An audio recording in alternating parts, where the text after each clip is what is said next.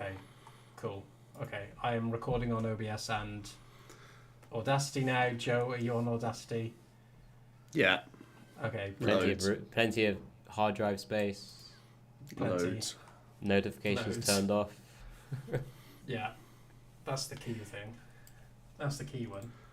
So, Joe, you went out with your mates last night then? What'd you get up I was to? out in London. The Big Smoke. Big Went Smoke. to a few pubs. Yeah. Went to, do you know the Jon Snow Dow? It's one of Sam Smith's pubs. That was alright. Is it not Kit Harington's pub? The Jon Snow? No. Was it a Channel 4 pub? That would be even better, actually. Oh, yeah. Quite a few Jon Snows out there, actually. They are. They really are. But no, it was Are good. you Someone did spill a bedding drink up on yourself me, which was annoying. No, I'm on the zero alcohol yet again. Someone spilt a drink on me, and I was on like the corner of the table, so the liquid went both sides and got both legs, which was great. It's always done the like seams. a full pint. The seams Yeah. of the weather. It was like, yeah. It took a while to dry, and then it started raining. So good. Yeah. I just wanted to start this pod off talking about football because you both have had good weekends. I certainly have of football. Excuse you? Watching. I know, Alex, you've had a pretty torrid time, and Joe has, but my teams have won. Just a grief. Well just done. A grief. Yeah. 3-0. You Brilliant. enjoying Good that weekend. equivalent of League One? Do you actually celebrate when your team wins? Because it's literally every week. On the day. How close is your team to where you live? So the funny thing was whenever I'm with you guys, I'll be in a shirt on the sofa, beer in hand at about 11 a.m. And that's exactly... Just shirt, by the way, for those listening. That's exactly... Just shirt. Just shirt. That's exactly how I was this weekend as well. I was probably... Oh, it's such a good game. Kyogo. Brilliant. Yeah. No wonder Man City wanted him. So, no wonder. You suffered But from yellow fever. He preferred again, the club, so he stayed for the club, really. Stayed for the fans. It's him and it's Haaland, and they go hand in hand. They would go mad together, actually. Yeah, they would be. Alex, what have you been up to this weekend? What did I do this weekend? I had a wedding to go to, which is always good fun. Well, It's not really a wedding. It was like a Chinese banquet, so it's just like going there to eat like a 8 to 10 course meal, which is kind of fun. Oh my god! Very nice. Yeah, well, that was quite good. Good laugh. And then Saturday, just was watching the football as well. I just enjoy sports. So if there's any football on the weekend, so this 2 weeks, we're gonna have this every so often. Every time we're on a podcast. I hate this time and period because what is international football? What a waste of time. Yeah, I agree. The players don't want to be there. The fans don't want to watch. Yeah. Most importantly, Nations League though, Alex. Come on, it's huge. Most importantly, I'm doing really well in FPL this year, so I'm like all over it. I'm like really on it. I'm like, You've wasted your triple captain. I didn't waste it. He got a hat trick. It's genius. Yeah, really. And I'm like 7 points behind you with saving. Alex, I looked at the stats and I recognised via pattern. You recognised Haaland versus Ipswich, did you? Pattern-wise, it really worked and it really came off. To be fair, Joe hasn't worked out Haaland yet, so it's fine. No. I genuinely thought he would go down in price this season. I thought he would go down in price in week 4 or 5 when they have 2 dodgy fixtures. But he's already gone up 0.2 week as well. That's brave. Yeah, I thought people would sell him and move towards Salah for 4 and 5. So I genuinely thought he would go down in price and not up 2. Yeah. But I'm sticking to my wildcard in 7 plan that I set out before we even started. I'm getting stung hard by Nkunk, but he went down. He's gone down 3 times, and he went down at the start of the international break, and he could just go and get injured, or anything could happen, right? He's 6.2. He was 6.5. Yeah, he was 6.5. So I held him. I had a whole debate about it, and I was like, I can let him go down 0.1, that's fine. Then he went down again, which is like quite unheard of, and he was down 0.3 at the start of like a 2-week span. That's like crazy. I was hoping to save myself till like Friday and figure it out, like next Friday. It's just because. But now I'm just tanking my econ. I think it's just because Chelsea have so many options now. It probably is reflective of that, right? It's not only just him. It's bizarre, but it's bizarre because he had the most minutes in preseason, and scored the most, and scored in every game that he hasn't played in the league. You know, so well, isn't that just because he didn't play any European tournaments and everyone was away, busy? Yeah, I mean that's why he had all the preseason minutes, I guess. But like he was looking like our best player. Yeah, obviously Palmer wasn't there. I traded him in like week 2 for Eze, who always looked like he was on the cusp of something, and then he scored that great goal against you guys. So for me, great goal. It deflected and bounced to him. Yeah, great goal. Brilliant goal. If it was either Andrew Robertson and Nkunku or Trent and Emile Smith-Rowe, and I went with Trent and Emile Smith-Rowe. And again, that really good gamble. That really worked again. Well done. Happy with that. This is the best. It's a marathon, not a sprint. I've come back from like 6 mil in the world to be like top 200k, and was like pretty chuffed with that. And the fact that I'm still in like top 2 mil, I'm pretty happy with my spot. To be fair. Do you know what Joe said about me, Alex? He said that I will indefinitely slip up at some point. Yeah. I know for a fact. I can already see how you've played the first 3 weeks that you're going to make huge mistakes. So it's fine. Well, we'll see. I don't care at all where you're placed right now, because I just know for a fact I'll be above you by the end. Put money on it. We'll have to. I'll put money on it. We'll decide. Alex, I know that you know what you're doing, so that would be a good bet. But rather feel bad because I feel like I'm taking his money. We forgot, Joe. You're a new age. It's been your birthday. I'm 30. Yeah, so it was my birthday on Tuesday. I had a low-key one on the day itself. I went to my parents and had a nice little curry. But this weekend, you guys are coming down. Yeah. And we're going to... It's quite the tradition that I do something on my birthday. Most years, something will happen. Normally a house party vibe. And yeah, it's going to happen again. So I need to prepare the cubes today and tomorrow. Yeah. And you're bringing down Super Club Rab, which I'm really looking forward to because you haven't played that for a while. And I'm sure there'll be more board and card game stuff going on. Need to learn some Lorcana stuff as well for Birmingham in a couple of weeks. So I don't even remember the date of that. I got my 22nd. That's 2 weekends time. I've got my deck. Tamar's made me play Dalmatians. So it's 4. It's a meme deck. It's Tamar said it's going to be great. It's going to be a great pick. So you're allowed to play, which is different. I don't think I've ever seen it in any other card game where. Oh, at least competitive-wise, where you're allowed more than 4 copies of a single card. Yeah. So a Dalmatian is essentially a basic energy. So you're allowed to play 99, which I'm not going to, but I mean I'm taking it quite seriously, so it's not. So I won't be playing 99. But there genuinely are like. Are you playing like 8 non-puppy cards? Is that because there's some payoff cards, right? There's something that can like draw 3 effectively, and there's something that can. That's right. Yeah. So ramp some into play. Maleficent and Bruno.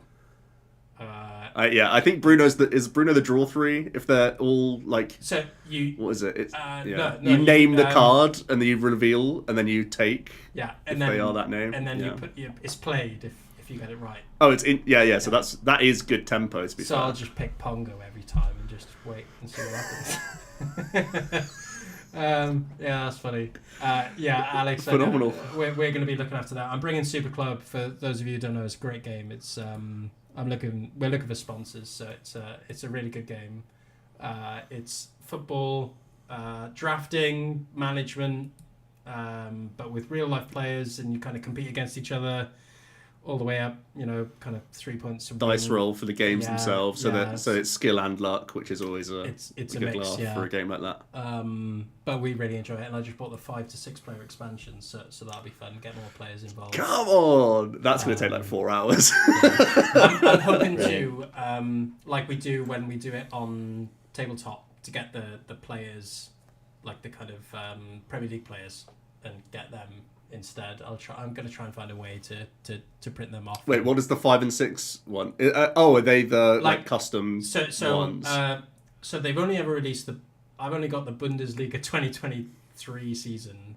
And I thought you had Prem. Oh, we played Prem on tabletop. Yeah. That's why I'm getting confused. They didn't release Prem. They only released like single club packs like Chelsea or Arsenal or Liverpool, but not like West Ham or nothing like that. But people not a full Prem one. Yeah, people have made their own custom cards, which is brilliant. I really want to try and get the source data for that, so I can kind of print it off and get our own league going, which would be pretty good. And I'm sure we could do that from tabletop, honestly.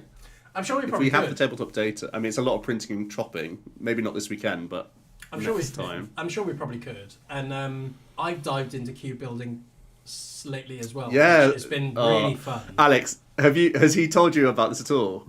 No. What is it? So I feel like Rav is doing the one thing you shouldn't do, which is he's building an entire cube in Japanese in an attempt to save money. No. And it's not like it's cards in the last 2 or 3 years that we all know and love. It's Light Jolteon, which I need you to know off the top of your head when drafting, and it's up against Tickling Machine and all these other random trainer cards. You can just ask me what it does, and I'll let you know. But every pack, everyone's gonna be like, I don't know what. We're all gonna have our phone open, and exactly. Well, to be fair, the cards that I'd say Light Jolteon is the more complex card that's in Japanese. Everything else is pretty self-explanatory. So I've got self-explanatory. Maybe Japanese not. Characters. So there's two Cleffer. There's two different Cleffer. One's only draw 2. One's shuffle and draw 7. So they're both the Japanese. And then I got 3 Scyther, which I think everybody would know what Scyther does, right? Surely. A quick reminder on Scyther, and everyone knows what that guy does. Yeah. Jungle Scyther. Is this what you're spunking your money on rather than Yeah. Precisely. So it's Mahone's 2-player, right? That's what we're talking about. Based for anyone who wants to look at it on. Or whatever. Yeah. It's on Cube Koga, right? I think. For sure. Yeah. It's one of the top ones. It's the top 2-player one. I wanted to build a 2-player and then slowly kind of gain momentum to build, more. You have had a big cube before. Yeah, exactly. You've had a big cube before. I am established. Genuinely, that was one of the most hilarious cubes. It's Singleton. It was the most insane cube because everyone had the most broken combos that it made nothing broken. It somehow worked, but everyone had an infinite win con. It was so bizarre. So it was the most control-orientated cube I think you could have built. I think the most broken combo that or somebody had was Rescue Stretcher, Junk Hunt Sableye, and Black Market Prism with the Ninetales that stadiums coming into play. Yeah. It wasn't only that, because you only put 3 stadiums in the whole cube, so only 2 people maximum could counter Black Market Prism Star, which you thought was fine. You just thought that was fine, and if you don't draft a stadium, it's your fault. One of them was Twist Mountain as well. Yeah, I remember that going right. Oh, and somebody said, I think it must have been Tamara who drafted Twist Mountain and said, where are all the fossil Pokemon? And I'm like, there isn't any. There isn't any. It's just a mind game. It's mind games. You don't have enough red herrings in Cube. That's always what I've said. It's all absolute junk, useless, blank cardboard. Oh, for God's sake. It's a stadium bub. It's fine. Right. And we didn't know how valuable that truly was. So no, exactly. It could have been the best card you drafted. You don't quite know. That's the magic of it. Yeah. That's the magic of Cube. Right. We better get into it. Listeners, welcome back to Spill the TCG podcast with me, Benjamin Rabioti, joined by my fellow co-casters and co-friends, best friends, whatever you want to call them, lovable, huggable, Joe Bernard. Are we your best friends? You are, yeah. I don't think he's ever called me that. I reckon he's called you that though, Joe. That's wholesome. Well, that's it's just I feel maybe on the way. Emotions are running high, and just feel your hormones are all over the place. Sharing the love. I need to buy some more Japanese cards. crying tea. Harriet, I need to buy a Japanese Nidoqueen. I don't know. You're having a baby. I need a project that I can really sink my time into right now. That's the I have these 4 weeks off, and what else am I going to do? My eBay and Amazon searches are nuts. I've got like the one hand I am actually searching for a Japanese Giovanni's Nidoqueen, and then the next one on the list is like Tommy Tippy UV sterilizer. It's not quite, and a nursing pillow. It's not quite lining up, you know. And then Dalmatian puppies, and then playset, and then it just kind of imagine the government scrolling through that. This guy's a genius. So there's a lot kind of happening in the past couple of weeks and the next couple of weeks as well. A lot to look forward to in the Pokemon world, especially in the TCG. Some big events are happening, of course, and of course it's kicking off the new season, which is very big for obviously a lot of the competitive player base, and especially with the new invite structure, everybody's emotions are kind of running high, and their anticipation and expectations are slowly being set as we get into the majors, your regionals and your internationals. The first one that we have to meet is Baltimore Regional Championships. I think Baltimore has quite a special place in this season, being that it's still this format rather than Stellar Crown.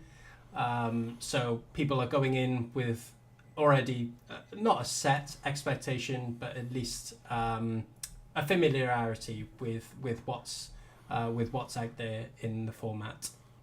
Joe, I'll come to you first. Coming into a format which there's already been a lot of major tournaments with, one. One.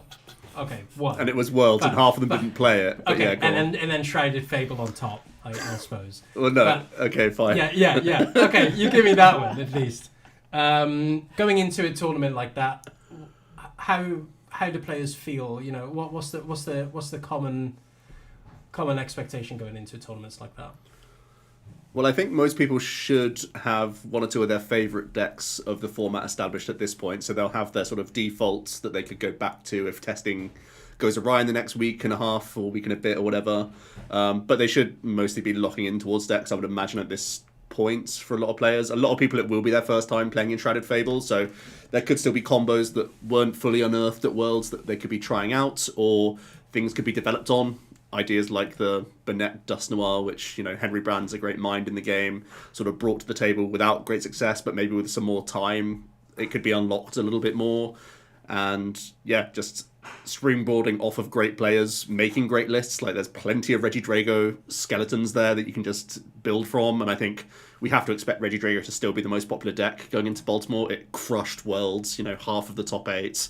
And, progressing through that tournament quite nicely. It took the counter decks to come out in droves, really, for Drago to not actually win the whole thing. And then it still did in a different age division anyway. So, yeah, I think Drago's still definitely the deck to beat. I think there's going to be a bit of volatility in terms of these basic attacking decks. I still feel like there will be some Moon and Dawn, definitely. Maybe some Bolt in there as well. I probably would expect Bolt now to be the least popular of the three, but maybe I'm way off base on that. One of the highlights of one of the highlights of Bolt is that it can sort of fight into Zard a bit better, but I guess Moon can do a similar thing. And Dawn is partly trying to capitalize on Guardy and dodge Charizard, and I think that's a bit harder possibly with Guardy having a pretty weak tournament and Zard also not having a strong tournament, but there's still enough showings there in day 2 that it could be in the mix. So yeah, and I think the main talking point has been Ancient Box as of late, definitely in the online spaces. It's shot up in popularity. It's shot up in win rate as well, actually. I think it's one of the highest win rate on Play Lim at the moment in the Shrouded Fable meta. And that's because it does farm over 60% win rate into Bolt and Turbo Moon and has a positive Miraidon. So it genuinely is profiting from the basic EX meta that's sort of swept up in the recent weeks post Worlds. But maybe that also opens... Oh, and also it counters Iron Thorns, which is, it won Worlds, right? So some people will take Thorns. But everyone... accepts that Thorns was a great metagame call, I think, for Worlds, rather than like this great deck inherently. So Thorns could still end up being like sub 5% easily. I think it probably drops down from the Worlds percentage that it had. But it's still a boast for Ancient Box for anyone who's just watched Worlds and now is starting their season and wants to play like a established deck or whatever. But again, there's the classic cycles of like Ancient Box could be the play, which then makes like Charizard a better play again because it finally gets some free wins in there and stuff. And I still feel like Gardevoir's really strong in the format as well. I think it doesn't mind these aggressive 2-prize decks either. If you play a double Bravery Charm, Guardy, and just cut Devo, I think it's pretty solid as well. So it's an interesting puzzle once again because we've only had one tournament and Drago was really good but was also countered. That was kind of the first narrative that we've had to go through, and now it's starting to change up, and I still feel like Shrouded Fable will go unsolved basically, but it makes for an interesting challenge for people next week. Yeah, and I think it comes on to a next good point as well. Alex, I know that you're you have been playing a few tournaments of late, and you know, coming into this format, coming into the Worlds format, into those tournaments, there's a consistent struggle to find what is the best deck, what's the best meta call. Joey, you touched upon Ancient Box there, which I thought was actually a really good pick considering the popularity of those 2-prize decks. Alex, what have you been kind of seeing in the field of play of late? Yeah, I mean, I guess it's naturally gone to this kind of very fast-paced 2-2-2 prize mapping decks that we've sort of started to see now. Obviously, we had the Roaring Moon in the finals, and you know, Jesse Parker's Miraidon as well, and Raging Bot's always still there. But it's kind of a weird vicious cycle that we're in terms of like the decks that you want to pick. But I feel like it's really a cycle with still Regidrago in the middle, because it's always going to be there. I don't think we say that it's countered, but I feel like with the different lists that we've seen across from Worlds and anything that we might have seen online, yes, you probably will still have to take a slightly unfavored matchup into those decks that are taking 2 prizes quite quickly. But there's a lot of ways that you can play around with Regidrago as well, especially with some of the builds where maybe Clefairy's going back in, is kind of forcing your opponent to have cards like Catchers or other Gusts or other opportunistic cards like that, or utilizing Radiant Zard early on, maybe getting that first attachment to it.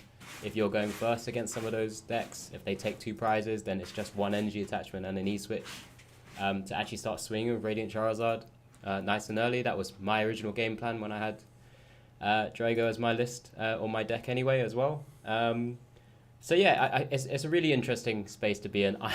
I don't personally like Ancient Box that much, just because of its kind of not that strong draw power unless you start jamming in some of those 2 prizes as well, and then you're potentially giving up some easy ways for other decks to sort of claw back, and it loses that appeal of being a single prizer. So if I was going into the tournament, like I said, I'd stick with something like, personally, I'd stick with Regidrago. I think it has more than enough to handle the field, and that's what you'd want to, especially the size of tournaments that they're now. As long as you've got enough reps with the deck, you play certain cards that maybe gives you that slight bit of extra percentage against some of those 2-prizer quick KO decks. And generally, you've got so many pieces of the puzzle yourself that you can just do whatever you want.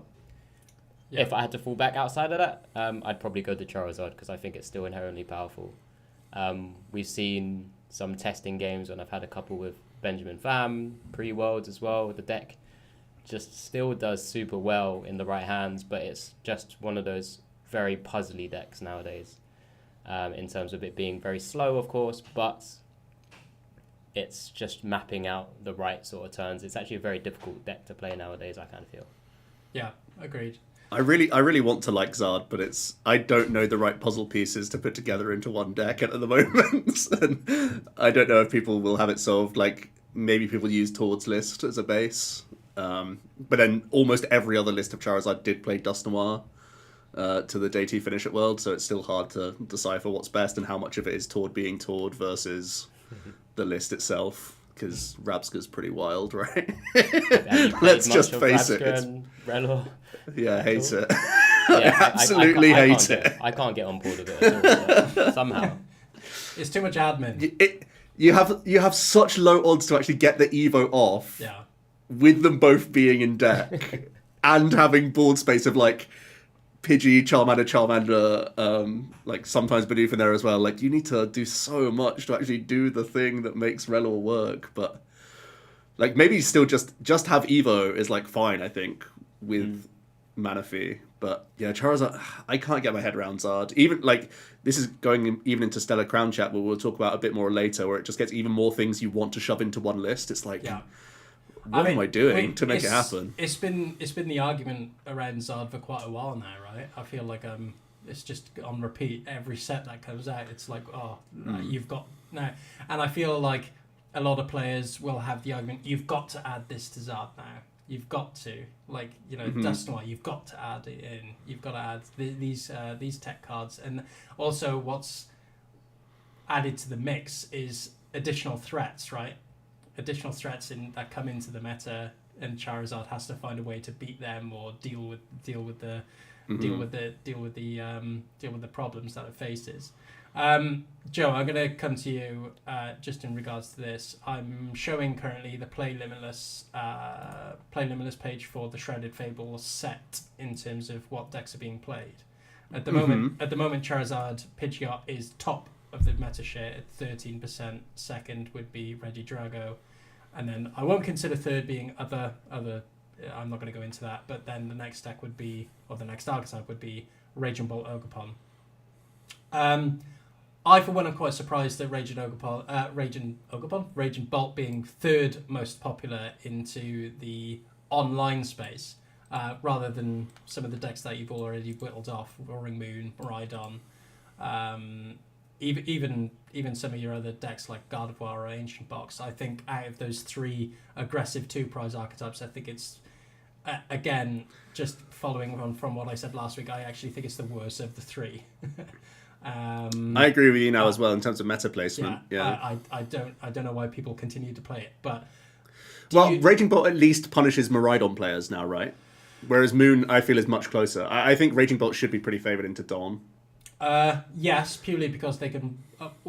I've seen a lot of Raging Bolt decks done Bravery Charm, which is an additional issue, but you can also play some of the single prize attackers that can deal with Miraidon pretty safely. It's just the size of Bolt that's the problem, right? They put 2 bolts down and you can't bundle around it, and then it's just annoying for Dawn. Yeah, it's a difficult. They have to get Blood Moon in the mix. Yeah, purely for HP. It's not easy for Miraidon. Yeah. They don't need to do any funky tricks really. Yeah, they're just inherently. I think something annoying. You've got to factor in from this data that you're looking at, Rab, is that obviously when Shrouded Fable came out, everyone was testing and trying Charizard because everyone thought, it's busted with Dusknoir, Dusclops, and that kind of combo to not only increase your Burn Darkness damage output, but also just being able to stretch a bit further with some of those damage placements as well. And it probably is a bit of the same with like Raging Bolt Ogerpon. You know, it's one of those decks that online you can play quite quickly, quite fast into tournaments. A lot of those are best of ones as well. So it's definitely a lot more. It's definitely data that you got to take with a pinch of salt for sure. The thing that I found surprising was Charizard is the second most top-8ing deck post-Worlds, so that's from the 18th of August on up to now. That surprises me, like more than Drago. Like Ancient Box is the deck that's had the most top 8s, which I mean personally I wouldn't say so just because of the way the meta shapes up and forms. Right, the two decks of the tournament, outside of everyone knowing Regidrago was so hyped and popular, was that Moon list, or maybe a couple of Moon lists, and Miraidon, right? And that's I mean Zard's good into them. But I mean, I feel like Zard didn't do well at Worlds because of the waves of Drago, and people are still playing tons of Zard. And I feel like Drago stocks go down, the other two go up. I mean, the stocks can't go that far down, right? I think Drago could easily still be 20%. Yeah, I think in the live tournament it will be.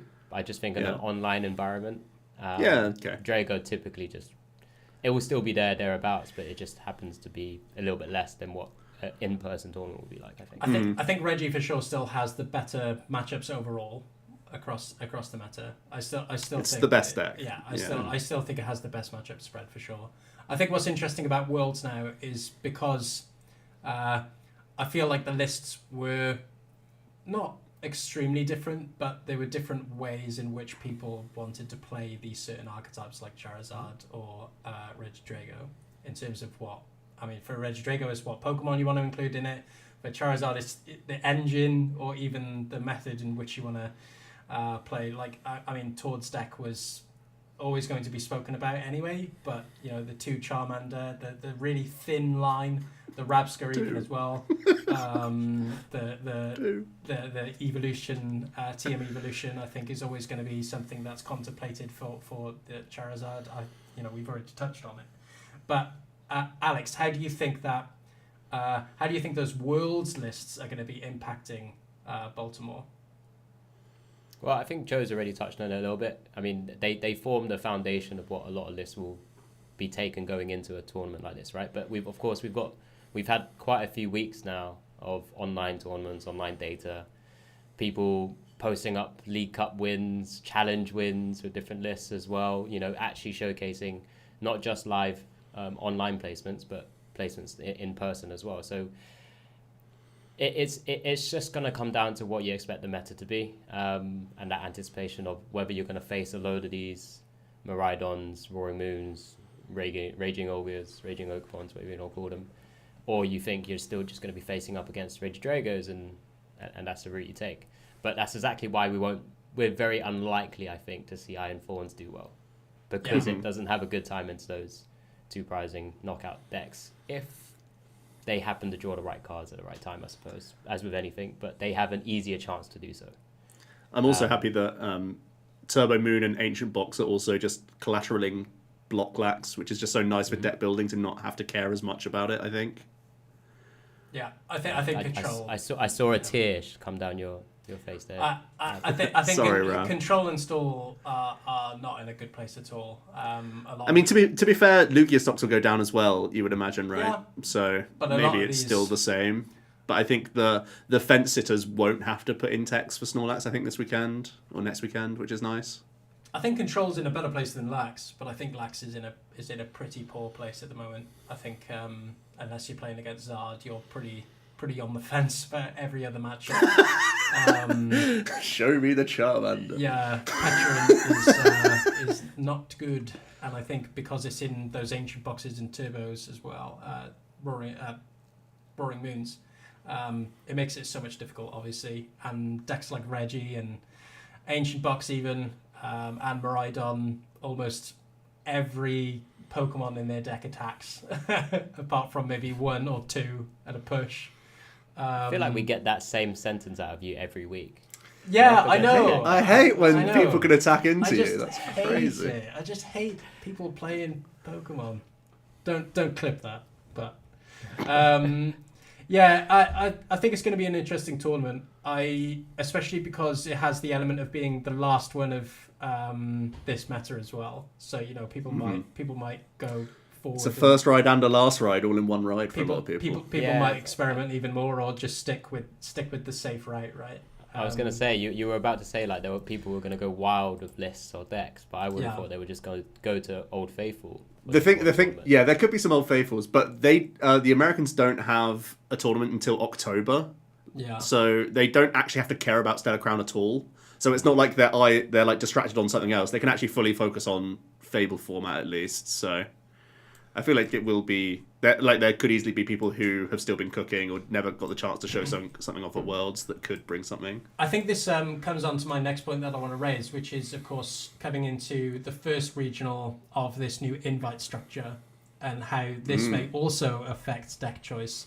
I think yes, people may want to experiment and bring their own twist on things, or play Rogue maybe and gamble a little bit on capitalizing on the meta, maybe bring Iron Thorns, maybe bring Burnett, maybe bring Lax, who knows. But I think with this new invite structure that will possibly, I think with this new invite structure it will definitely affect deck choice, and people will orientate a little bit more into those safer picks.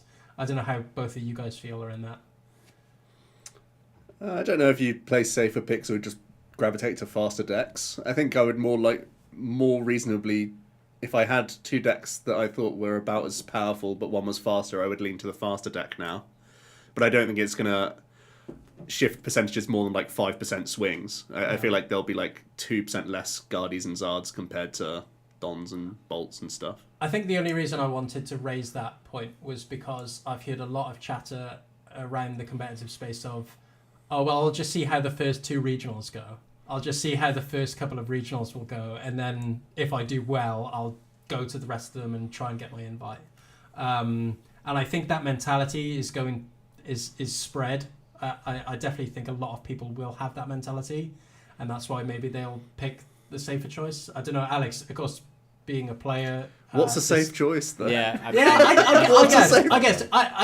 think a consistent choice, like one that you know will do well. So your Reggies, right? Just take Regidrago, right? There's always a deck which you'll gravitate towards, knowing that you're more likely to get points with that deck than others, right? I feel like, but I guess structure. Yeah. So again, I'll touch on the structure first. I think with this structure, just going and getting some points isn't enough anymore. Yeah, I love this mentality, Alex. Okay. Go for broke mentality at regionals. Yeah, it's. I don't think it's safe enough because it's what, 6? You're capped at 6 finishes now. Sure. Is it 6? I think it's down to 5, right? I thought it was 6 and now 5. Let me double check quickly. One or the other. But top 10, 24 is pointless now, in all honesty. It comes down to you having to... it's 5. In my opinion, cheers, Joe. Having to like day 2 consistently and get those 32 placements, potentially higher, or having to really spike an event. Yeah, I like spike mentality now. Yeah. That being said, I don't know if the deck choices come down to because of the invite structure. I think it's more because of the round structures that we have. So that's why there's this kind of change in mindset about playing something a bit faster, so you don't have to potentially waste a round on a tie when there's fewer rounds already, which does increase the sort of level of variance from what we've understood. But again, very early stages. It's going to be really cool to kind of see how people take the circuit now. There looks like to be like thousands and thousands of points already have been distributed across the player base because of cups and things like that.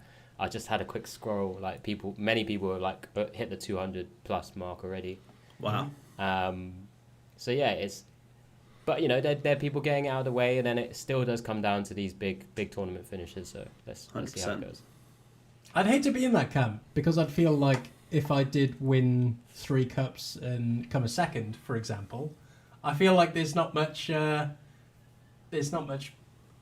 motivation to go to your locals and go travelling with your mates and go to all these cool league cups. You throwing shade on Luke Kirkham? No. He's been on fire, to be fair. Like, well, imagine going to all those tournaments and not having those results. I guess so. Having to do it more. I guess you'd rather be... depends. I'd rather be in his shoes, to be honest. I've just got too much of a casual mindset now. I think I'd rather spread it. I think I'd rather spread it across, but you know, I'm trying to do like a cup a month. I think is going to be my soft goal. I'm doing one in Shrouded Fable. I haven't decided what I'm doing yet. I'm still waiting to get my Dragapults back from you, Dow, before I can play Pult again. I've got one Pult, right? 2. I hope it's 2. I can bring here we bloody go. I can bring a couple of... Do you need a deck? Do you need to borrow I've also got your unfair stamp. Yeah, exactly. I had to buy on first up just to play a tournament. Bad at anyway. Alex, yeah. It was just favors are never. It was a sweet ticket to go see Deadpool Wolverine. That's why he put it. I did enjoy that. Is that the tournament? That was the tournament. That's when I played Guardian instead of Pult because I didn't have Pults. Oh yeah, sure. You gatekeeped him from getting a good result. Yeah, the deck I wanted to play. So sad. I gatekept him from losing quicker. You know, as you lost, did you shuffle up and said, "This just wasn't even the deck I wanted to play today"? Did you do that? Telling all his opponents. I just haven't been. I tested this deck. I just haven't. I lost literally in about 10 minutes against Chen Power. I was like, it's not my deck. It was actually comedy. Like I was stalling from turn 1 onwards, just trying to buy turns and just feeding another 1 prizer. Yeah, that's terrible. That's usually the excuse I give when I go like 0-3. I just haven't. I lost game 1 against him and decided. No, I lost game 1, then chose to go first into him, I think. No, what was it? No, I still chose to go second into a PAL, just to be like, oh, I'll at least get a supporter in Evo and like at least get into the game. Yeah. And then I just completely didn't. Yeah. Good, Very good. Very good.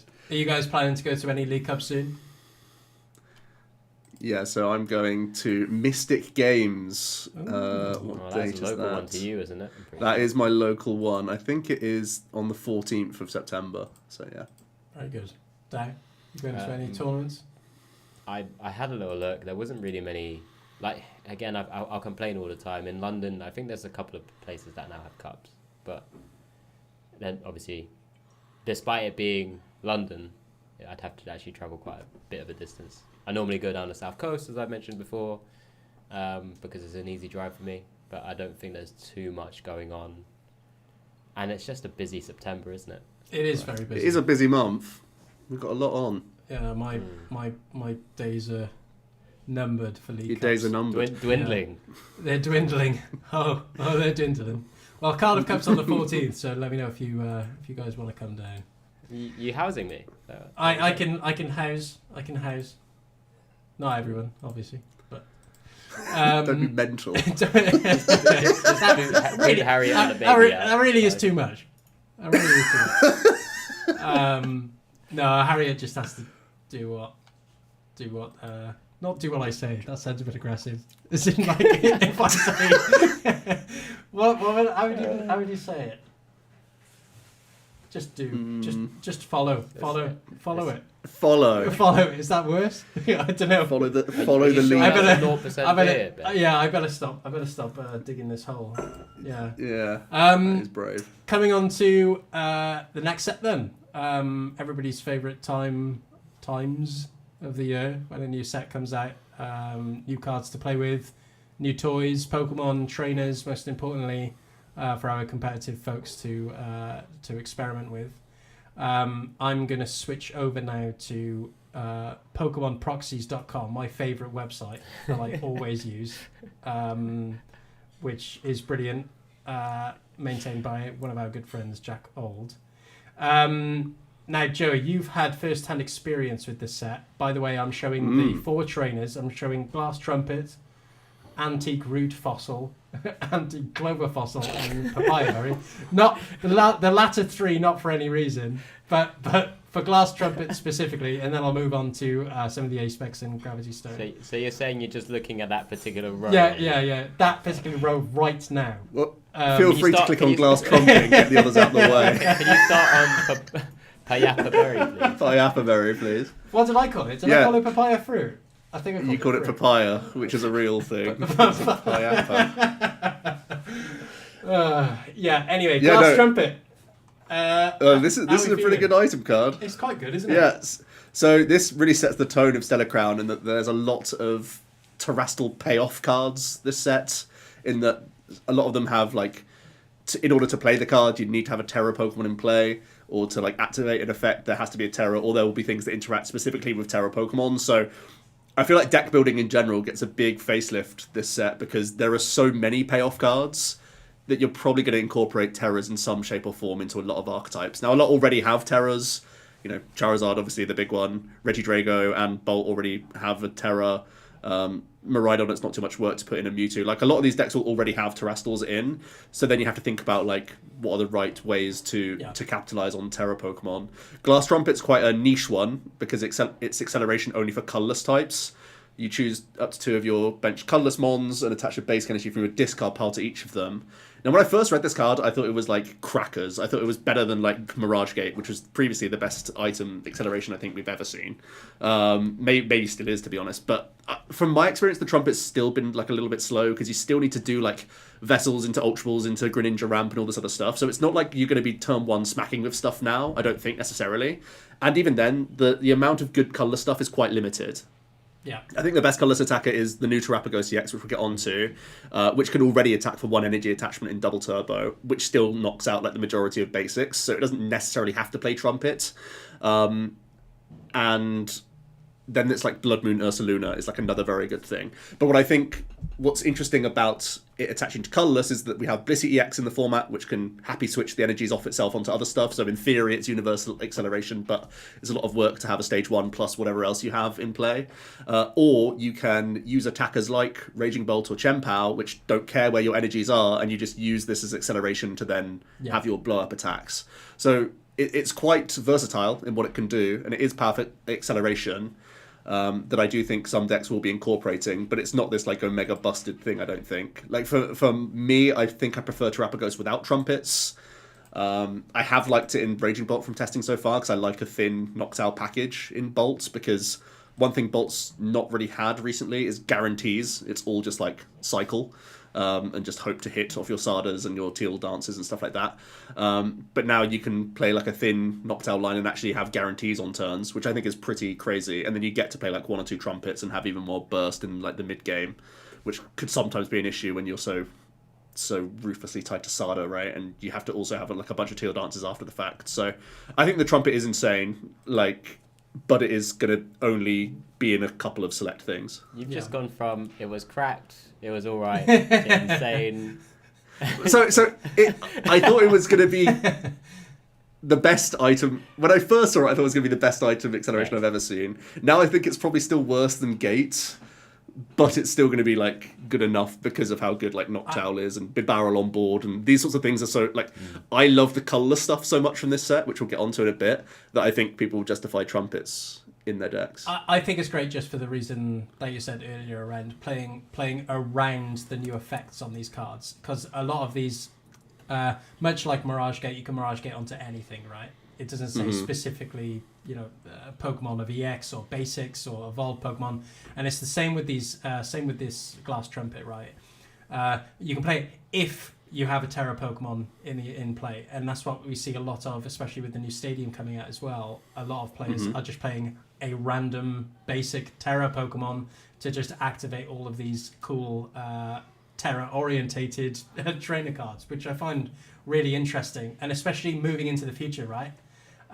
Being that it is colorless Pokemon, much like we had with Lugia, it's like, okay, this package is obviously good, but just you wait until these more further sets come out, right, and further additions you can make to this archetype, and everybody will be watching out for the next couple of sets for colorless Pokemon, right? Purely because of this card. Yeah. But I think especially with that Raging Bolt as well. I thought that was great, just because it does play around it, not only for the benefit of the deck itself, but also for other Pokemon as well, which is a good play around. And you could definitely play around with these archetypes for that same reason.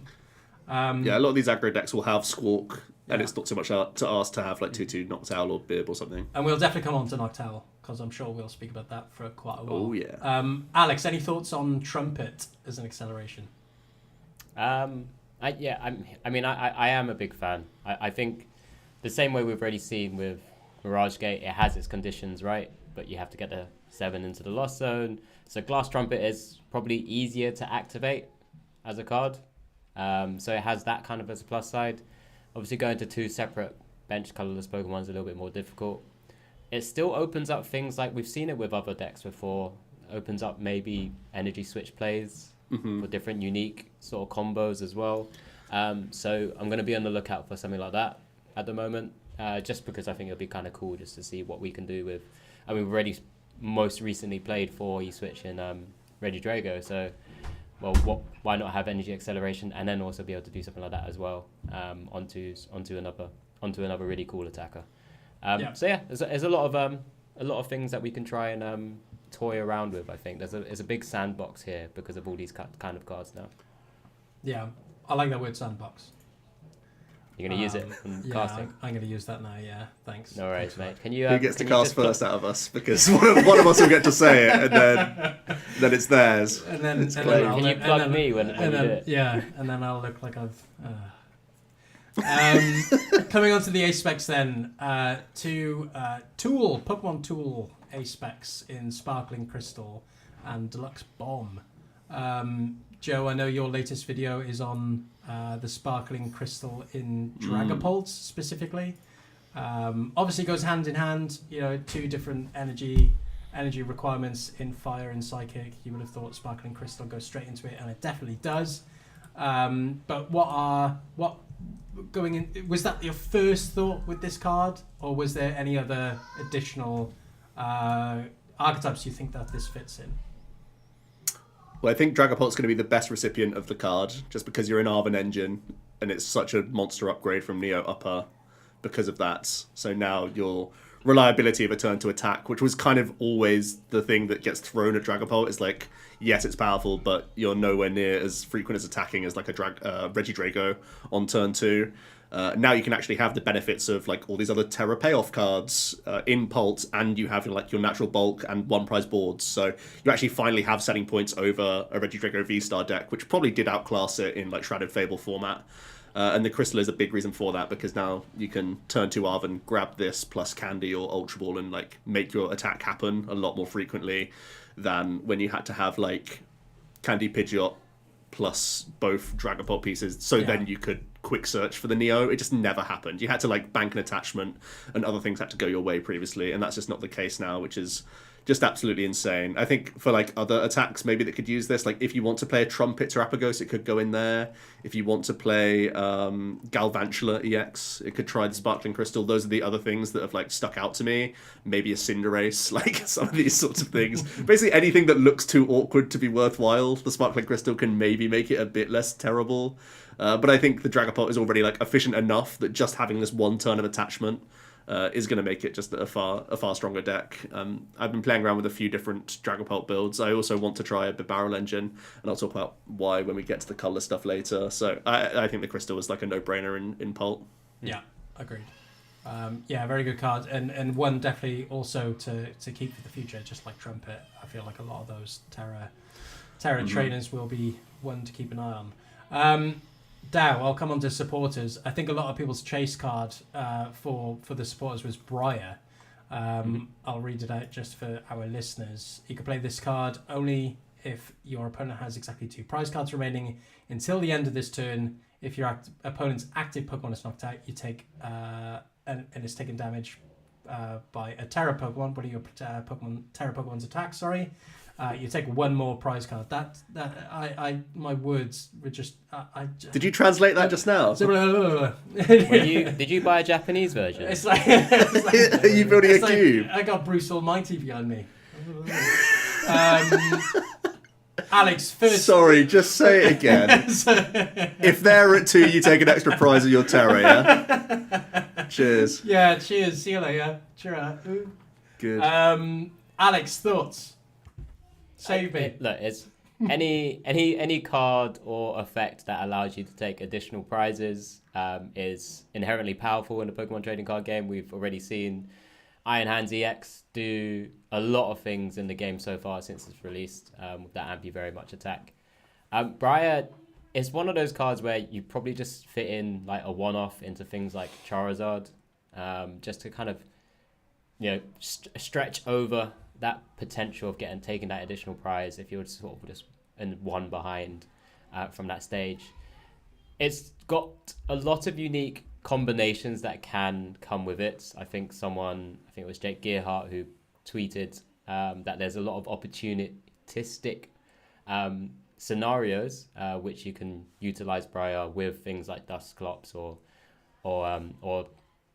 Dusknoir, to be able to actually stretch over and take 4 prizes, or maybe then it started to really jolt a lot of people's minds to really think about, well, what else could they do? Could they use crazy things like Dialga V-Star to take crazy extra turns and extra prizes in some other shape or form as well? So it's one of those cards that people will want to have sort of 1 or 2 of, mainly just 1, but like have 2 copies of, just so they can fit into decks if they are playing a Terra Pokemon attacking deck.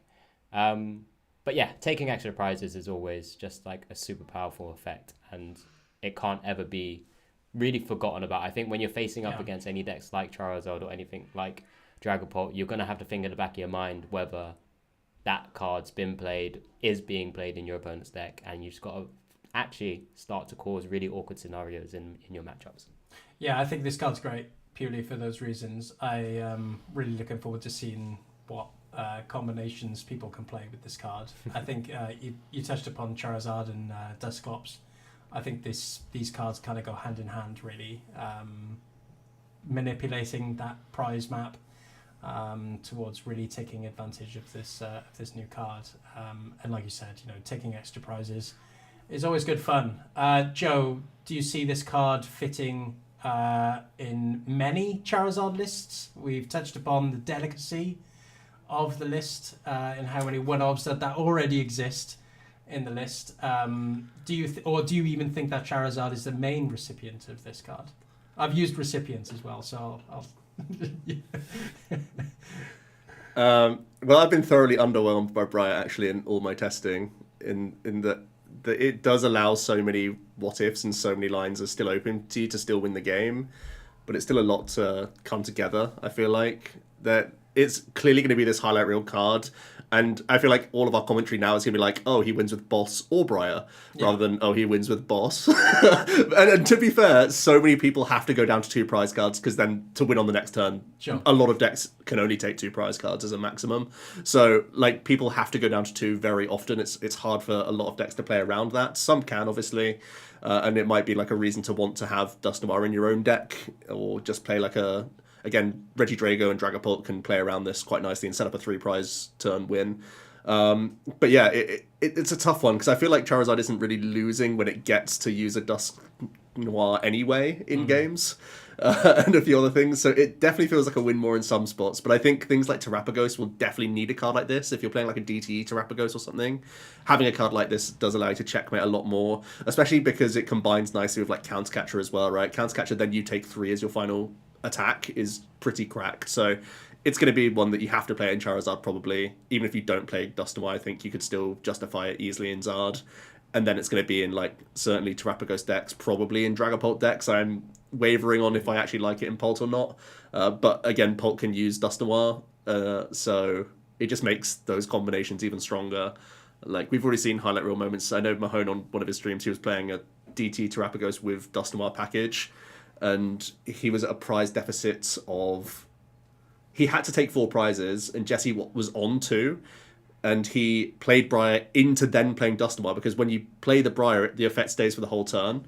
So you can do it, allow Jesse to go down to 1 prize with a Dust Noir pop, and then still 1 with Gust attack play, which is pretty crazy. So it does allow you to have slower starts and still realistically come back in games. So even if it is going to be like the 1 in 5, 1 in 8 game card, it still wins games that you shouldn't ever be winning.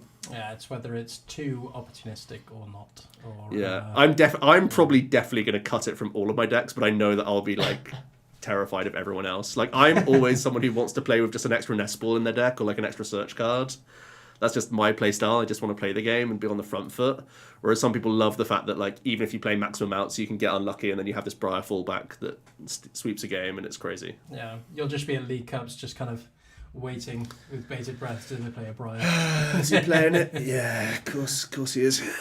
Coming on to the stadiums then, the last of our trainers. Although there's an ACE SPEC stadium in Great Tree, I think the stadium that is on most people's radar is Area 0 Under Depths. If a player has a Terra Pokemon in play, that player can have 8 Pokemon on their bench. Very reminiscent, if people remember Skyfield, Administration Nightmare, 8 Pokemon on your bench, cards flying everywhere, energy sprawled all over the field, tools as well, and oh god, I started during that era, and I just remember it just looked like a mess. And I think I'm not looking forward. Elbow to elbow with someone, yeah. You've both got this stadium out. Yeah, it's gonna be great. I did have Mega Rayquaza. Where is it? It's just like, where is it? Yeah. Augusta Luminion? No, that's my opponent. Sorry, it's just on my playmat. Yeah, exactly. Of course, the main deck that this is trying to take advantage of is, of course, Terrapagos, which we'll come on to in a moment as to why. But Joe, Area 0 Under Depths, I think, we've touched upon now how many decks can take advantage of these certain Terra-oriented cards, but Under Depths, of course, being a stadium that has this such great effect in some archetypes, where do you see this card lying in the meta? I think it's actually really, really well designed as a card. Like you said, there'll be some archetypes that are unlocked because of this stadium, but also the fact that a lot of people will just have Terra Pokemon in their deck. I mean, they get to take advantage of this as well at times. And things like Regidrago love having extra bench space. Things like Charizard even, you can almost use this as like a pseudo-collapse stadium and just like put a Temple of Sinnoh in play and remove your like Rotom or Fish or whatever. So I think it's really, really nicely done in that both players can take full advantage of it, similar to old Skyfield. But it then has the extra workaround of like you have to build in a way to make this happen for you. And yeah, I think it, Terrapagos deals more with its own bench. Things like Palkia, V-Star, Raikou, V, they can also take advantage of an attack like this. But just having more bench space. Like, we're in a format with Mew, Squawk, Fez, Fish, Rotom, like so many Pokemon you just want in play. And if there are going to be these decks that just are too pricey and say, I'm setting my stall out turn 1 and racing in 3 attacks, they're going to love just spaffing everything turn 1 basically thanks to this stadium card. So I think you're always happy to see your opponent put it down for you because there'll be a way that you can take advantage of it as well, which is nice. So it's going to create some cool interactions, and we haven't really had much stadium war. Like, a lot of decks recently have been like 1 or 0 stadiums, sometimes 2 at the high end, or if you're poker stopping maybe you're higher, but now with Underdepths it's going to feel a lot more about timing and those sorts of resources as well, which is just more complexity to the game coming back, which I think is going to be pretty cool. Yeah, oh, fair enough. Alex, any thoughts? Yeah, I mean, it's just echoing a lot of what Joe mentioned, to be honest. I just like the fact that we're getting these kind of Mega Rayquaza light type decks, or just like other decks like that. We've had Chien-Pao and Blastoise, obviously very akin to one another. But yeah, I agree with Joe's sentiment that it's well designed because of what everything else that's come before it as well. Yeah. Not necessarily just well designed because of this set, and that's kind of probably quite testament to sort of the game designers and the cards being developed for our format at the moment. So really cool. We're going to see a lot. I think we're going to see a lot of it in play. As Joe mentioned, it's going to be one of those where will I get it down before someone else does, and then do I find a way to counter it so that I can put my own down, so I can shuffle my bench around. There's some cool interactions, as Joe's mentioned, that people are going to have to be aware of as well. It's going to be really cool to see what comes from this, because I don't think there's many decks now that play very narrow. Most decks actually go super wide if given the opportunity to. Even like the stage 2 type decks, evolution decks, or this fast paced. I'm going to hit you very hard, very quick. So many broken abilities. Like every board is 6 abilities. It's so crazy. You're mute. So yeah, that's that. It's a worry. It's a worry from that angle. Just I say worry, but it's I don't know. I like the card, and I think it's gonna sort of allow a lot of players to be quite creative with their sort of board states and how they play their board. Yeah, agreed. Great for Lax as well. Pop a cornerstone and that. It's great. I think Lax is the only deck that doesn't go wide. No. I want them to go wide, so you can get your 8 whole targets to trap. Get your flutes out. It's great. Yeah, it does get the flute out. Yeah, certainly the flute is popping. The flute is out for sure. Terrapagos EX then. Joe, you touched upon it. You've been testing this now with Jack on the Omnipod channel. Great stream that was, by the way. Some really good decks on show with Thanks. A lot of the new Stellar Crown additions. Terrapagos EX though, I think I asked you before you had tested what were the feelers saying around this? Is it real? Is it not? Is it a tier 2 or does it go straight to tier 1? What were the initial thoughts? But now that you've tested, what are the conclusions? I'm saying it's real. This deck is so much better than people are giving it credit for on early tier lists, and I think people haven't put enough time into Terrapagod. I think it's so good. Most of my testing has been with DTE Terrapagos. I think Trumpet build is bait, because I think you can still beat aggressive 2-prize racing decks just with Bufalon and hit point buff tools. I've been playing Survival Brace as my ACE spec. Hello, and it's very very good with Penny in format. So because Terrapagos sits at 290 with Boofers effectively, and that's a really annoying number. Like Drago hates seeing 290 as a number to get through. and it has a lot of single prize stuff, has a ton of consistency just because your bench is all engine Pokemon, one prize engine Pokemon, which is really, really good. I think Terapagos is going to be very strong. It's probably the first deck on my list for Dortmund, honestly, and I'm going to spend a lot of time. I think I'm going to be committing my time between Terapagos, DTE, and Dragapult. Those are going to be the two decks that I'm locking in on as early thoughts, as like these are the two that I really want to hone in on, because I feel like Terapagos DTE is very similar to like an Arc Intel style deck where you're grindy and chunky and you just create really difficult prize situations for opponents. And I think it's going to be very, very good because of that. So yeah, I right now feel like it's a true challenger to some of the top decks, which makes me put it like tentatively in tier 1 like straight away, to be fair. Alex, is this something that you expected reading the card firsthand? Yeah, exactly that. I'm more theory right now because I haven't really been able to test it properly. But I'm currently on the same 2 decks as Joe. If I was to play anything randomly, if it was this weekend, I like again also the fact that they don't allow you to attack with Unified Beatdown on turn 1 going second. Yeah. Because that kind of causes unique board states in terms of how you kind of build up a Terapagos deck. When you go second as well. I just think it's inherently powerful. I actually, like I said, I will be trying Last Trumpet a little bit more first. Because I feel like it's just an easy cop-out if you just go straight to DTE, Joe. What do you mean? It's just more inventive and innovative. What's a cop-out about it? It's the easy way to play it, I'll attach once and I'll smack you for 210 at the very least. Boring. 220. But yeah, 220, whatever it is. I think it's a really cool card, but I do wonder whether, I guess when Joe's puts it in the way where he's playing double Bufalon and all the other support pokes as well, those colourless Pokemon really come into the fore here. Yeah. I was always a bit worried about how well the other sort of quick 2-prizer attackers go into it if they go second, and how well you sell it. The thing is you only play 4 Terapagos as the 2 prizes, so you just have so many 1 prizes that you're like, take that, I don't care, that's fine. And then and even if they do like, prime KO a Terapagos or whatever, your second and third Terapagos are going to be so damn hard for them to deal with. Yeah, they're still just as tanky, if not more so, because of the difficulty they've had to stretch to take that first KO. And I know Mahone did show off a very cool list with Dusknoir, which does allow even more cool plays, and again makes the Brier happen a lot more, which I think is cool, and supplements the damage of a attacker, which seems to be a little under where you actually want to be most of the time.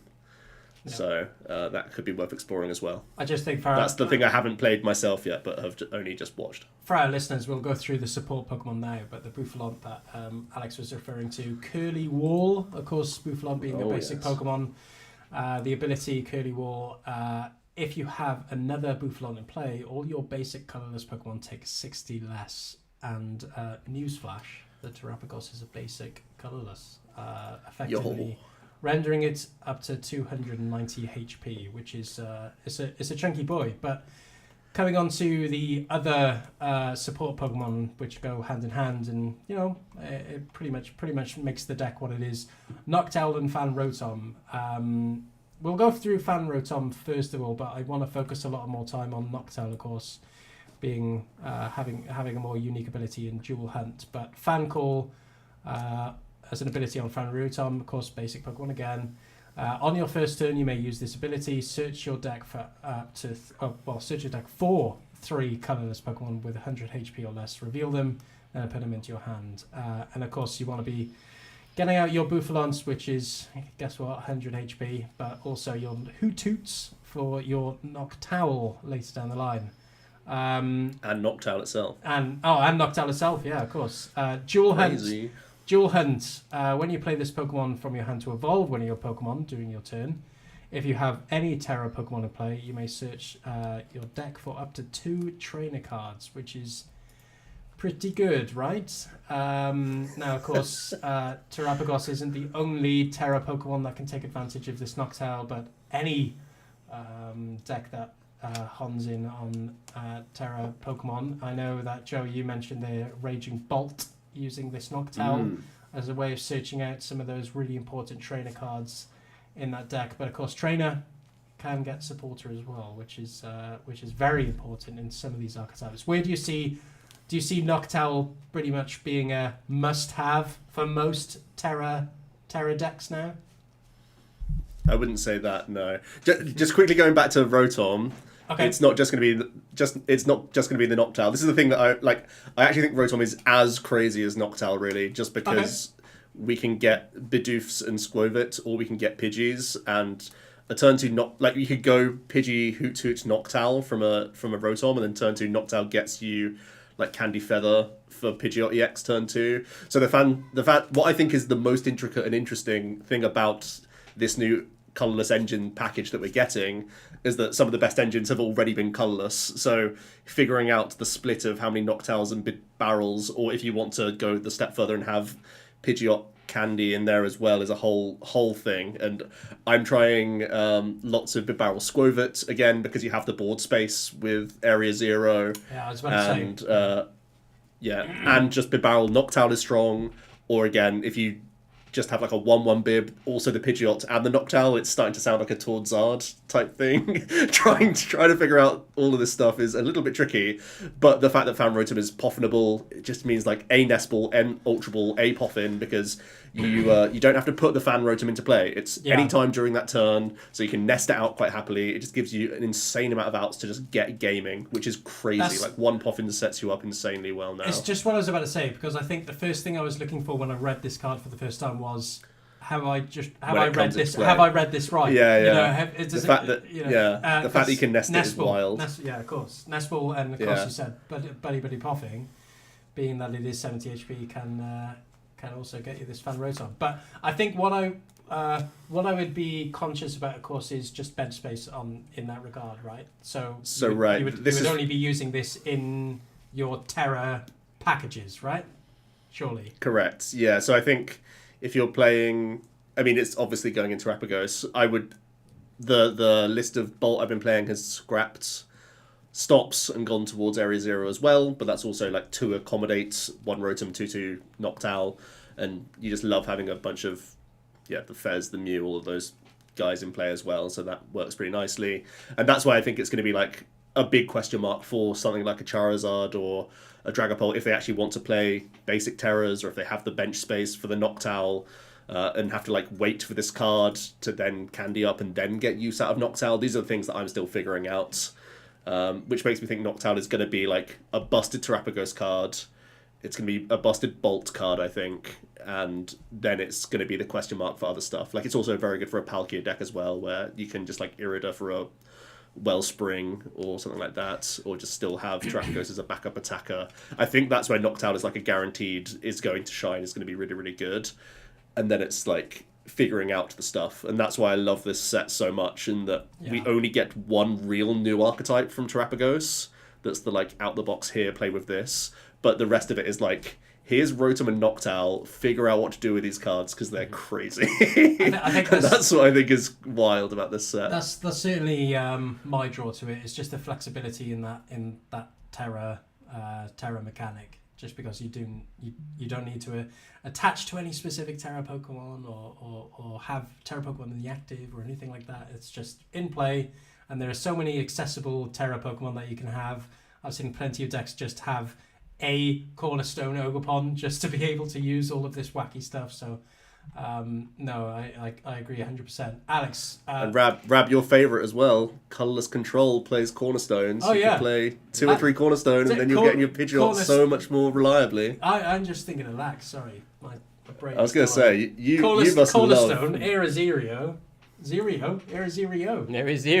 Zero in Control. Just arrogant. Crazy. Fan, and you win, basically, every time.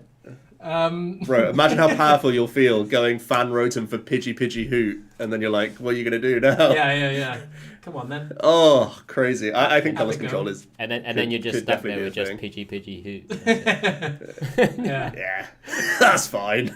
Great for... I tell you what it's good for as well, which is GLC. I know both of you don't play it. Yo, Fan Rotom is crazy in GLC. Crazy in GLC. He goes Joe hard. I mean, Noctowl's pointless, but Joe, you keep up with it, right? Not as much as I should. I don't think I've looked at it for the last 2 or 3 months, but periodically I'll have some hysteria over GLC and get right back up to date and rebuild, and then I'll fall back out of it you for see a bit. You see a card and just go, I need to build a deck around this. Yeah, exactly that. But this can get Cinccino, for example. It can get Dodrio. There's a lot of colourless stuff that you can immediately grab off of this. So that's going to be really, really good. Yeah, fair play. Alex, any thoughts on Duel Hunt then? Such a strong ability. Do you think it'll be... Meta defining is probably a bit too aggressive, but do you think it's going to be a card that'll see play for its entirety? Yeah, I mean, Noctowl's never really... Has it really had that many bad TCG cards?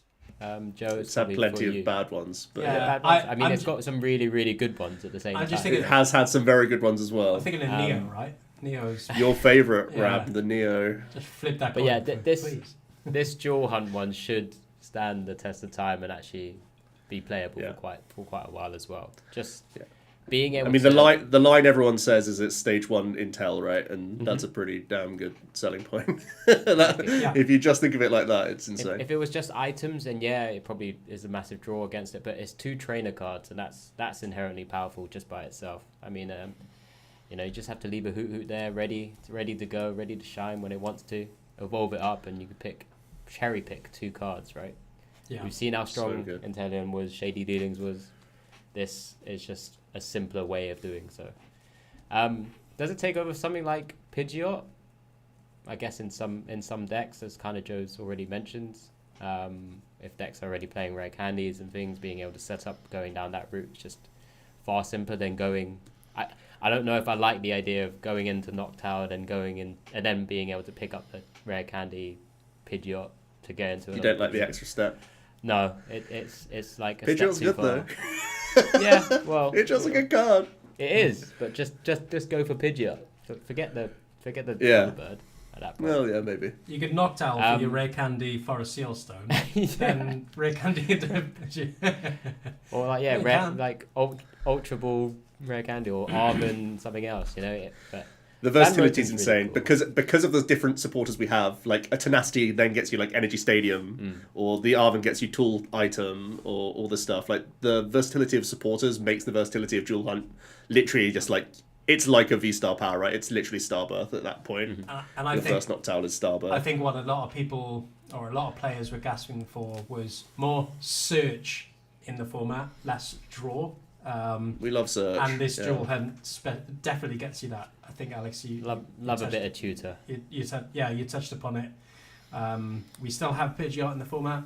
Now we have Duel Hunt, and it just makes those decks a little bit more, a little bit more flexible in how they want to play, which is actually scrap that. Just give me Night March. Let me hit whatever's in the active. Yeah. Well, we got no United Wings editions, unfortunately. But, they really let us down there. I didn't mean to put the mood down, but we're all hoping for it. Let's move on then. Moving on, we have other EXs in the format, which I'm sure you'll be loving. Orthworm EX. We won't touch upon them because they're just... That's the first one you've gone... You're scrolling up then? I'm scrolling up, yeah. I mean, Orthworm is Okay. just too good. You know what it does. He hasn't got Metacham yet, so it's fine. Metacham EX. Dax Spun EX. That's getting some love. Comfey, I mean, touch on it a bit. We've seen a lot of archetypes in Japan playing this Comfey in a lot of control archetypes. Flower Shower, love the name of that attack. Each player draws 3 cards. It's kind of controlling the hand, which is something that we haven't seen for a little while. Essentially making your opponent draw up to as much as you can and then punishing them with Zerosic or maybe even Erica's. Keeping things light, I suppose. I actually had to set Jack initially looked over this card and I was like, but wait, is this actually better than Great Tusk? Because you're drawing cards as well, and it means that you get to play the Grief supporters every turn because you're essentially using a Rotom effect at the same time. Yeah. And Hand Trimmer and Zerosic can actually keep milling the cards essentially. It's a roundabout way of milling, but it can do it. It's seen a lot. And you're right, it has been in some control decks. It's seen a lot of popularity in Japan. Just the quad Comfey. It's Comfey with the new Gravity Gemstone, which is +1 That's retreat right. cost, and then counter catchers and Yeah. the classic grief stuff, and you're making them draw 3 at the end of every turn. The classic stuff, yeah. But you are right. It is. I feel like it's a lot better than your Great Tusk Mill. It's actually wild because it looks like such an items. innocent card, but it probably is better than Great Tusk, which isn't a playable deck, but it's at least better than that. And I was thinking of the Ericas instead of Zerosic because I have seen 1 or 2 copies in Lax. Whether that's too much, and of course Pidgeot as well. Whether that's too much of a package. What is this? And a supporter that makes them draw as well. What are you talking about? No, Erica's Invitation. Oh right. Yeah, I mean, making them draw, play that, making them draw, and then of course slam. Oh right, you're making the likelihood of the Erica hitting. Yeah. I see. Yeah. But again, I've seen them in Pidgeot and Snorlax, and whether that's a bit too much. I might be putting it in my cube rab, so keep an eye out for it. I certainly will. Oh boy. It's got Psychic Attack cost for your favourite as well, Mr. Mime. So you got Mime. Come on. You got Mime. You got Counter Energy. Right, we're not going into this. So we got Galvantula EX as well, another Terra-type Pokemon, which has seen some play in Japan. However, it's probably a little bit lackluster. I don't know, Joe, if you've had a chance to test with it at all. Seen a lot of it with Blissey EX, however. I know you touched upon Blissey EX as well. It's Charged Web. If your opponent's active Pokemon is an EX or V, it does 110 more. Very reminiscent of Victini VMAX, doing that base 110, but 110 more for just 2 energy. I don't know if any of you had any experience with this or had any sort of thoughts whether it's you kind of tier 3 rogue. I don't think it's the return of item lock. I think it's still too many hoops that you're jumping through. I tried it with Regidrago, and I tried it. The Regigigas stuff, like the full bench area 0, so you can actually attack with stuff. And then I've also tried it with Blissey, Trumpet, and both are a lot of work. And the only reason item lock is ever good is if you can do it on turn 2 reliably, and this is unreliable to say the least. At least you're lightning type, and that could be relevant for Pidgeots and Palkias and stuff. But I'm not that impressed. Even though Joltik does have a crazy good attack, it's still going to be a drawback to the deck because you have to evolve up pretty quick because you're never going to be able to bench these 30 hit point dingbats later. I was going to say 30 HP is pretty weak. I mean, I was quite naive into this. I wasn't even seeing it for his second attack really. I was just thinking that people were just going to be focused on charge. Oh, you think just charge? I mean, just charge web's definitely not good enough, right? No, and yeah. Okay, moving on. Moving on to water types. See if there's anything relevant here. Lapras EX. I know we spoke about this earlier. A little bit lackluster. I think when this first released, a lot of people were saying with your kind of Dialga V-Star, just get loads of your ability, loads of your energy on board at the same time, and then use that Power Splash. 40 damage for each energy attached to this Pokemon. But I think that 220 HP, a little bit lackluster, and of course Power Splash does take a lot of admin. Cinderace as well, unfortunately, I know we touched upon this before the call. We do not rate this really. Stage 2, doing 280 sounds great. 280 sounds like a great number, but just falling short. Unfortunately. I don't know if any of you wanted to speak about Lapras or Cinderace just that little bit more before we move on. I want to talk about Cinderace just because of the amount of people coming back at me every time I call it bad. It's just people underestimate how much more work this is, even than Dragapult, and people were dogpiling on Dragapult for not getting a consistent turn 2. This will not get consistent turn 2 attacks. No. Probably has to play DTE, which makes the good number a bad number. You go down to 260. You have to play like Basin and Crystal and DTE and Basic Energy. So like you're a Charizard deck that is way less reliable at attacking and has to commit like 8 spaces more than a regular Zard just for energy and getting into the game. So yeah, absolutely abysmal. Don't be baited, and don't listen to anyone who thinks it's not trash. It's garbage. And actually fight me if you think it's good. It always comes to the same point with me. You see this attack, you go, okay, 280, okay, that's relevant. More than likely you're doing 260, but whatever. Is there another deck that can do this better? Yes, there is. Many of them. So do not play this. Reboot. 280 is not even a good number. You got to go higher these days. Your reboot is cool, sure, but you know. That is a good reboot, to be fair. Yeah, he is alright. I do like reboot. Any opportunity, right? Any opportunity, no. Yeah. Salazzle, I know that you two wanted me to touch on this card just a little bit. Sudden burn for 2 colourless, your opponent discards a card from hand. If this Pokemon is evolved from Salander this turn, they discard 2 more cards. We've seen a lot of people try Arbok. There's a familiar effect for its attack as well, discarding your hand, and with, of course, Hand Trimmer and Zerosic.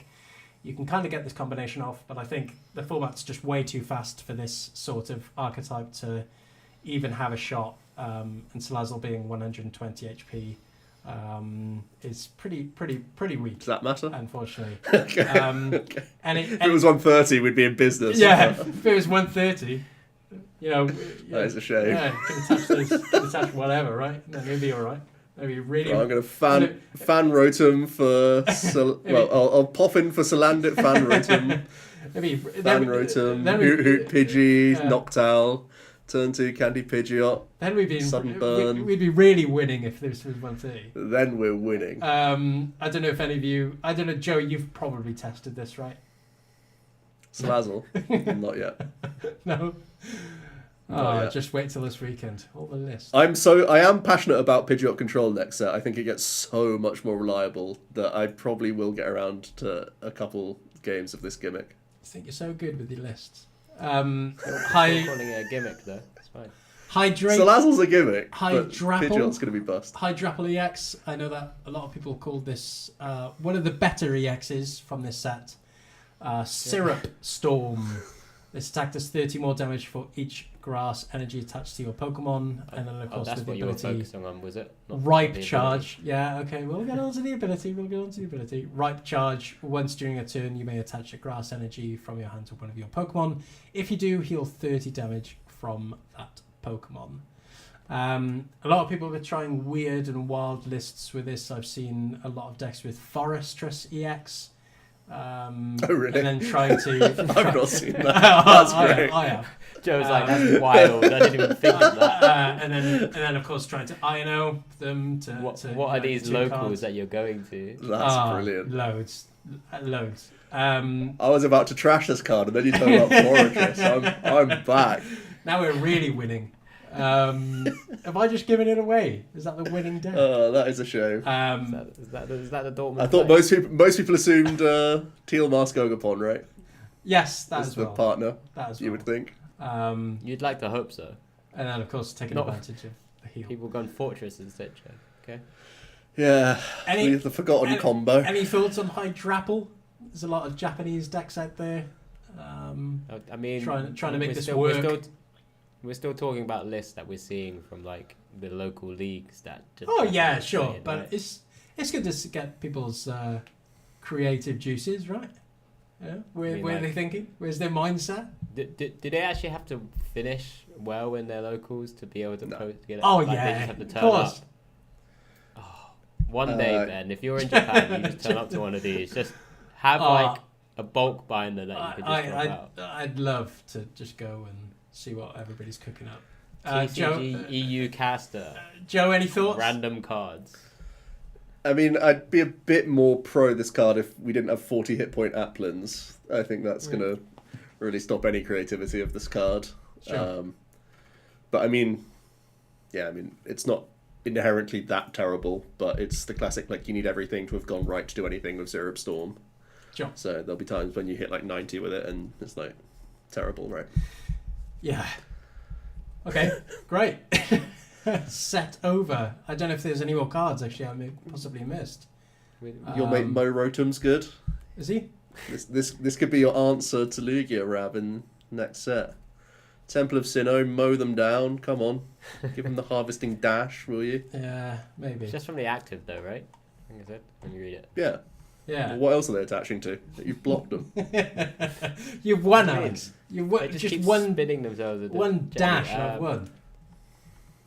I'll Giacomo the bench. That's fine. How about getting ready to cook? with some of these water types. Abominable dealing 250. Potentially for one water. Come on. There is going to be the Battle Compressor style ACE SPEC in a future set, right? So they're just going to lie in wait for the cook off. Yeah, they're like they're piranhas. They're ancient piranhas. It's like the colorless Pokemon just lying in wait for Rotom. Exactly. That blows this baby wide open. Once it's unlocked, I cannot wait to spend my ACE SPEC to do 110 damage. It's Abominable. Possibility. Abominable. I still have. I can't even play a no energy deck. I still have to play energy in this stupid stage deck. 1. You can play like 3 waters. 3. Yeah, 3 and 3 night stretcher. Right, Done. Alex, come back, show and tell with your list next week. Yeah. The cook-off. Cook-off. Right. So, hold Go on. Me and Dow have both said that we're intrigued by Pult and Tarapa Galapa. What's taking your fancy, Rab, or is it, as to be expected, you're still going to just try Snorlax? Are we talking about decks now? Well, yeah. I'm super interested in Terrapagos. Yeah, I do like that archetype, and seeing a lot of seeing you guys test it, of course, but then seeing a lot of on the Japanese YouTube channels as well. They're absolutely loving their Terrapagos, and of course kind of getting a bit wild with what they're including in it. But yeah, I do want to try Comfey actually as well. To be fair, I think that could be better than it looks on paper. Yeah, I agree. I'm sure there'll be people who have not even read that card yet, but it could actually be a good grief deck. It could be it's Rotom V, bro. It could be a very cheap set for me again. Just your full Comfey. But yeah, otherwise Drapagos though, I really enjoy that style of play, and it kind of it looks interesting enough, and who doesn't love new ways of playing, right? Dow, it's just Terrapagos still for yourself as well? Yeah, I think I mean, if I'm just gonna fall back on something, then yeah, it'd probably be Dragapult, just because how easy it can potentially get an attack off now, and just has that inherent draw power of Recon Directive. It's just nice. Terrapagos just has so much going for it. It's the star boy of this set, right? Yeah, that's right. I think if there's any new archetypes, it will be that and Palkia, which is kind of like back from the dead, resurrected. I think those are the two like new things. The rest is going to be twists on stuff we know. Yeah. What's Palkia's max damage now? 8 times 8. 8 times 8. Yeah, 16 plus. Yeah, 380. No. Yeah, 380. Right? If they also have 8, yeah. Big. Okay. Busted. What's everybody? Pretty busted. It's pretty busted. Everybody's over to Joe's this weekend then. I say everyone, or us. You're all invited. All the viewers are invited. I'm not going to give you the address. Get this out tomorrow. If you turn up, that's fine. It is Joe's birthday party ultimate, so he does tend to just keep inviting randoms in. I can only have. You can't call our faithful viewers who have stayed all the way to the end randoms. Yeah, that's that. No, they're the faithfuls. We're talking about the others. We're gonna have to have a chat. The others. After this. Are we? No. Are we? Yeah, no. I'm done. No, we're not. No. Probably not. I'm scared of confrontation. Can't be bothered. Yeah, super clever. Yeah, it should be a laugh. I'll win, obviously. I'll maybe draw all the young'uns again. See what. I think I know what strat you're going to employ. See what my training's doing. See how you roll on your training each time. Flip some coins. Oh, I loves flipping some coins. Levi Colwell, 1 to 6. Thank you very much. Investment in people. Wish it was that simple in real life. No, because I keep going for that strat and I keep rolling 3s. So why do you think going for that strat will let you win? I feel like is this what you've read online on Reddit or something? Like the best strat to win, and it's just never worked out. I'd be more respected if I won that way, I think. Would you? Yeah. We would just be like, you're so lucky. You think we'll respect you? Yeah, good point. No, yeah, it's just fun that way, isn't it? Oh, it is a laugh. It is a good laugh. Right. Yeah, a bit of that, bit of poke. Definitely gonna be some cubing. So we'll let you know how that's all gone next week. Yeah, and then I'll tell you what Cypher does as well. Please. Yeah, please. Right, this has actually been a long one. This has been a long one. An hour and 35 minutes of gold. But thank you everybody for listening once again. Any last minute words, boys, before we leave? Leave. Love And leave. Love. I can't speak today. I just want to know what Brier does, Rab. Can you just? Can you say it in Japanese? Can you just tell us what Brier does one last time? Look, you know what it does. All right, catch you in a minute. See you later, everyone. Bye. Bye.